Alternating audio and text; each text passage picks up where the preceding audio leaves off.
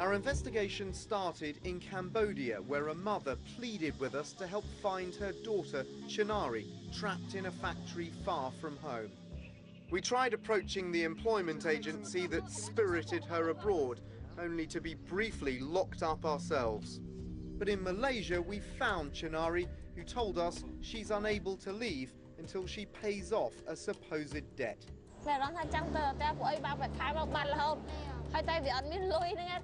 Now, I'm keen to find out how this is allowed to happen in modern-day Malaysia.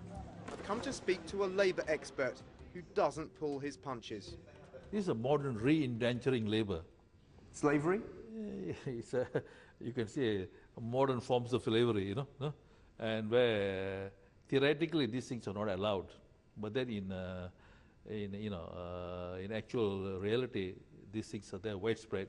We do not have the kind of powers to actually to stop certain things, and that power actually belongs to the federal government. Malaysia's government declined to be interviewed, but a local opposition politician did agree to speak and was candid about who he believes is to blame. For example, when you talk about the passports which are falsified, she's not 21, but she is below 18. But how could the country issue a passport with false information? So it's just not the private recruiting agency in Cambodia, but also the Cambodian authorities. It's not clear where the false passport came from or if anyone from the Cambodian government was involved. The government refused an interview, but we were determined to follow the supply chain to find someone who would take action. JCY supplies components to a number of big companies, including Western Digital, whose hard drives can be found on shop shelves in the West. So Chinari and her friends are part of a complex chain, first recruited in Cambodia by the Ungrithi agency, which in turn passed them to a middleman at this factory, which provided labour to JCY, which in turn makes components for Western Digital. Their products are sold on high streets around the world. It's this supply chain which keeps Chinari shackled to her job. So I've travelled back to London to follow the trail to the consumers. We've come to the heart of London's retail electronics business to find out if people care about the conditions of the workers who make the products that are sold in shops up and down high streets across Britain. It's appalling, and you know, it made me think twice. But unfortunately, when you go into a shop, you're talking to a salesperson who understandably they've got a job to do, and they're probably not going to be able to answer those questions. I mean, it is appalling. I checked in one shop and the man behind the counter knew nothing about where or how the hard drives were made. I just sell, basically. Yeah.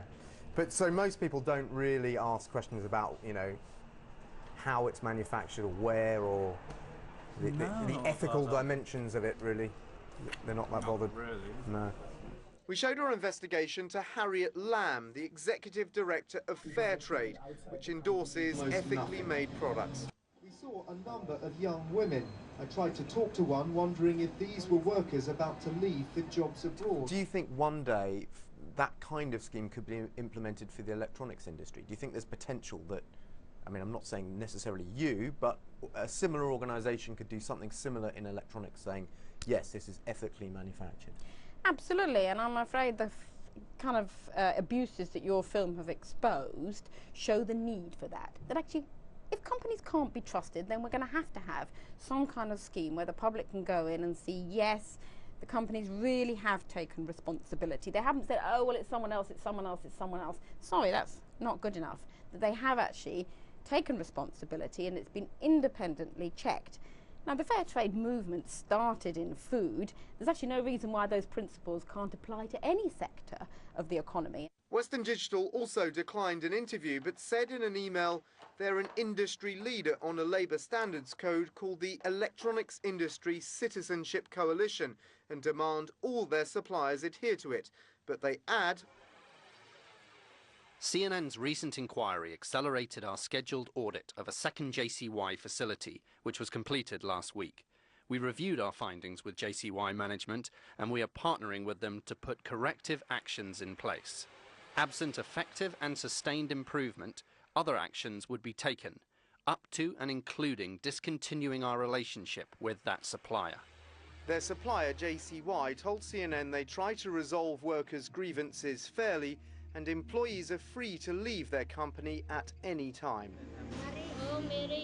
Chinari tells us since Western Digital's corrective actions, her pay has increased significantly and her working conditions have also improved, including proper breaks during her shifts.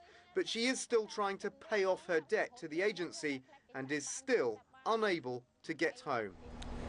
This hard drive has come literally halfway round the world, from a factory in Malaysia to an electronics store here in London. But despite our investigation, Chinari and her friends remain stuck in that factory, unable to leave until they've paid off their debt and unable to get back home to their village in Cambodia and their families.